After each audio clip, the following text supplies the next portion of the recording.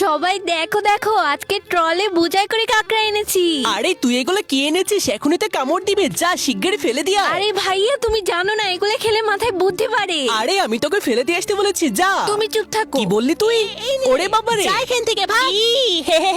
আরে মিনা, তুই এগুলো অনেক দূর থেকে এনেছিস, চল এটা রান্না করে দিব। হ্যাঁ। ওই বলো। হইয়া যা এখান থেকে। ওরে বাবারে, দাঁড়াও, তোমাদেরকে দেখে নিবো আমি। আরে দাঁড়া, তুই তোকে মজা দেখাচ্ছি। আরে মিনা, চল চল, আজকে এটা অনেক দারুণ ভাবে রান্না করব। হ্যাঁ মা, এগুলো দূর থেকে আনতে অনেক বেশি কষ্ট হয়ে গেছে। চিন্তা করিস না মিনা, এত সুন্দর করে রান্না করব, তুই চেটে পুচে খেয়ে নিবি। চল চল তাড়াতাড়ি চল। আমিও দেখি তোমরা এগুলো কিভাবে রান্না করো। এই তো, এবার এগুলো পানি দিয়ে ভালোভাবে ধুয়ে নিতে হবে। এবার এটার ভিতর অনেক সুন্দর সুন্দর সবজি দিয়ে দেব। এবার সব থেকে সুস্বাদু মশলাগুলো ভালোভাবে দিয়ে সুন্দরভাবে মাখিয়ে নেব। এবার এটার ভিতর একটা স্পেশাল পানি দিয়ে দেব, তাহলে এটা খেতে অনেক বেশি মজা লাগবে। এই তো তেল দিয়ে সুন্দরভাবে ভাজা করতে শুরু করে দিই। এবার একটু মশলা দিয়ে ভাজা কাঁকড়াগুলো এর ভিতরে দিয়ে দিই। এই তো রান্না হতে শুরু করেছে। আরে ওয়াও, কত সুন্দর ঘ্রাণ বের হচ্ছে। তার আগে তুমি যদি শয়তানকে ঘৃণা করো আর তোমার মাকে মন থেকে ভালোবেসে থাকো, তাহলে ভিডিওটিকে একটি লাইক করে চ্যানেলটিকে সাবস্ক্রাইব করে দাও আর কমেন্ট বক্সে এই ইমোজিটা কমেন্ট করো। এই তো রান্না হয়ে গিয়েছে, মেয়েরা তাড়াতাড়ি এসে খেয়ে যাও। আরে ওয়াও, এখন একটু খেয়ে দেখি।